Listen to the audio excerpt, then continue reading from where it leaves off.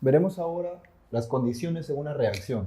Suponte que yo en un recipiente que vamos a ponerle que vale un volumen de B litros, yo pongo ácido iodídrico. Después vamos a ver cómo nomenclaturizar esta parte, ¿no? Yo pongo entonces ácido iodídrico en aquí. Ya, entonces todo está de ácido iodídrico. Pero hay algo importante que debemos de saber. La cinética química y el equilibrio químico tratan acerca de reacciones reversibles. A esto se le llama una reacción reversible. Y obviamente, como su nombre dice, es porque puede ir de reversa. O sea, de un reactante a un producto, los productos también pueden volver a ser reactantes. Esto es porque esto se comienza a disociar y cuando llegan acá, esto se comienza a unir y están así en ciclo, en ciclo, en ciclo. Así que si yo tengo el ácido iodídrico, esto se disocia en moléculas de hidrógeno y de yodo.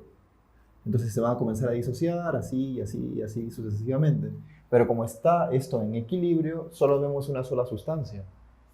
Pero entonces, nosotros, ¿cómo se va a determinar la constante de equilibrio para una reacción?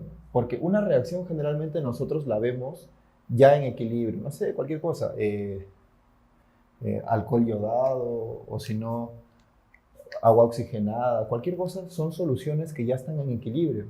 Pero sin embargo, ese equilibrio no simplemente es una sustancia estática, sino que está a cada rato en un ciclo entre reactantes y productos. Está en un ciclo que nosotros ya no vemos. Pero el cálculo de la constante de equilibrio tiene que ver siempre desde el momento que se formó el primer producto. Entonces nosotros vamos a ver eso, ¿no? Pese a que nosotros aquí ya tengamos toda la solución de ácido iodídrico y que está disociándose constantemente en hidrógeno y yodo, vamos a calcular la constante de equilibrio en el preciso momento en el que inició y comenzó a buscar su equilibrio. Entonces esto nosotros le vamos a poner que está en una temperatura de 25 grados. Después vamos a ver si es que es necesario dejarlo en grados o lo podemos pasar a Kelvin. Si nosotros aquí tenemos, ya pusimos esta parte, vamos a tener entonces unas moléculas iniciales. Suponte que acá, si acá es inicial, vamos a ponerle A moles, y aquí se disocian X. ¿Qué quiere decir que se disocian X? Pues que la parte del reactante se comienza a soltar para formar los productos. Entonces, no se ha soltado todo, o sea, no todo se ha vuelto hidrógeno y yodo, simplemente una parte que desconocemos. Esta parte, obvio, aquí comienza con 0 y aquí también con 0.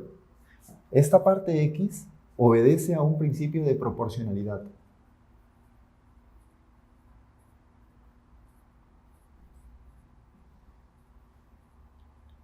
¿Qué quiere decir esto? Pues que si yo tengo una mol que parte a otras al producto, eso quiere decir que parte en la misma proporción. ¿Cómo así? Entonces, como vemos acá, está formando una mol de hidrógeno y una mol de yodo. Así que si acá se disocia X moles de ácido iodídrico, esto va a pasar al otro lado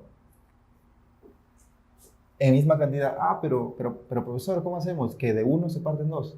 Pues lo podemos ver así, por el hecho de que aquí de uno se parten dos. Así que este es un principio de proporcionalidad que si aquí se disocia X, este X va a pasar a ambos lados porque lo forma. Uno de estos forma esto. Así que uno de esos forma esto. Y el equilibrio, ¿cómo es? Es lo inicial menos la varianza, o sea, A menos X. Y aquí sería X y X. Es lo que queda, pues. Si aquí he quitado X de A, entonces me queda A menos X. Y si aquí he agregado X, partiendo de nada, tengo esta parte. ¿Y qué es esto? Esto es una concentración. Estas son concentraciones finales. Y date cuenta de que teníamos una concentración inicial, una concentración de disociación y una concentración final. Esta concentración final nosotros la estamos dando por supuesta de que es la parte del equilibrio. Así que la constante de equilibrio aquí, ¿cómo se obtendría? Vendría a ser los productos, o sea, X por X, obvio, ambos al coeficiente. ¿Y cuál es el coeficiente? Aquí es 1 y aquí también es 1, así que acá va 1 y aquí 1, pero no es necesario ponerlo. ¿Entre cuánto? Entre a menos x. Y ahí queda, no, al cuadrado. Cabe resaltar que esta parte es importante nosotros ver el estado de la ecuación. Nosotros vamos a aplicar la constante de equilibrio a gases. Y a sólidos vamos a ver que vamos a tomar su densidad. Ejemplo, no sé, si yo tuviera acá un producto A que forma un producto B, este producto A es gas, y por algún efecto de la temperatura, algo por el estilo, sedimenta y forma un sólido B y un gas C. Entonces, ¿cómo va a ser la ecuación o cómo va a ser la constante de equilibrio para esta parte? Vendría a ser la concentración de C por la densidad de B. A esto le llamo densidad. Lo vamos a poner por acá.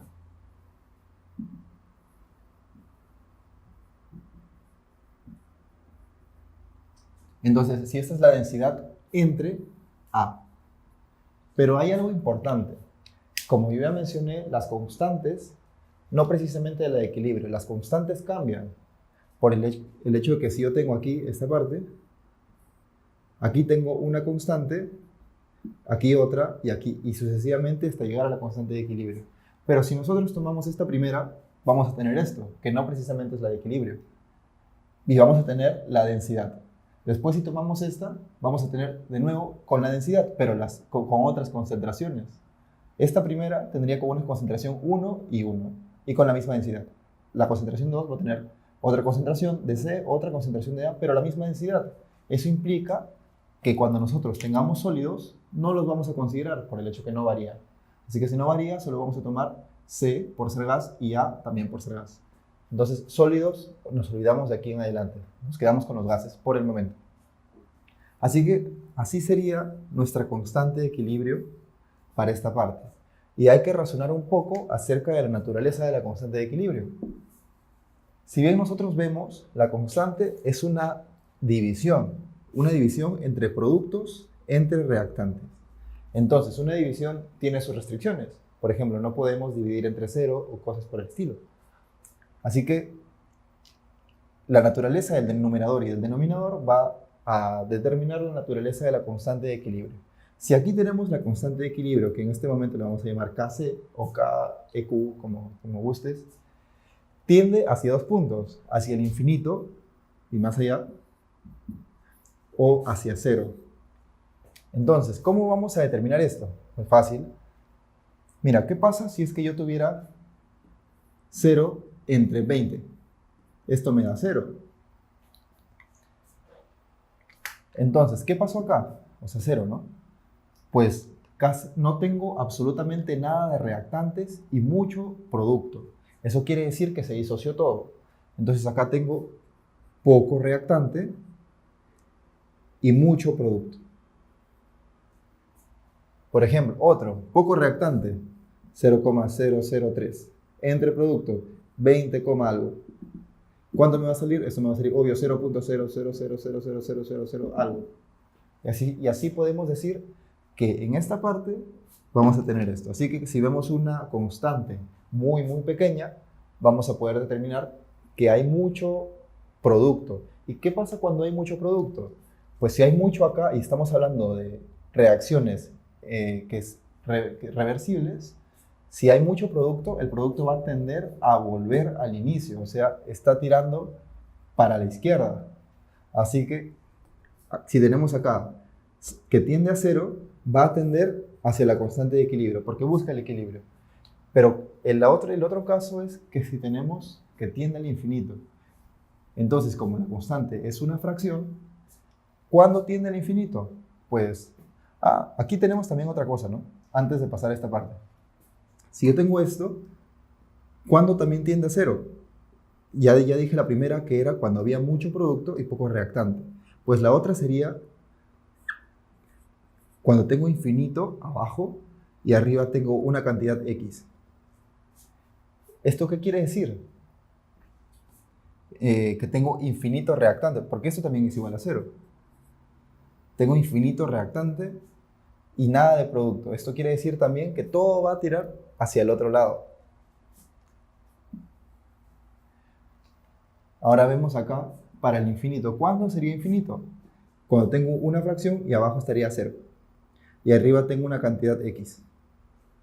Entonces, ¿cómo puedo determinar esto? ¿Qué digo acá? Si esto es producto entre reactante, que no tengo nada de reactante. Nada, absolutamente nada. Y tengo algo de producto. Pero mira, es lo mismo allá, pero esta parte ahorita vamos a determinar por qué se diferencia. Entonces tengo eso. La otra que tengo es que tengo infinito producto y algo de reactante. Entonces tengo un montón de producto. Un montón de producto y algo de reactante. Volviendo al inicio, para despejar esta parte, ¿cómo voy a determinar esto cuando sale 0? Allá cuando tengo 0 producto y algo de reactante. Entonces, ¿cómo sería acá? Si tuviera acá 0 producto y algo de reactante. Pero ¿cómo sería de la otra forma? O sea, si es infinito. Infinito y algo de producto. Entonces tengo un montón de reactante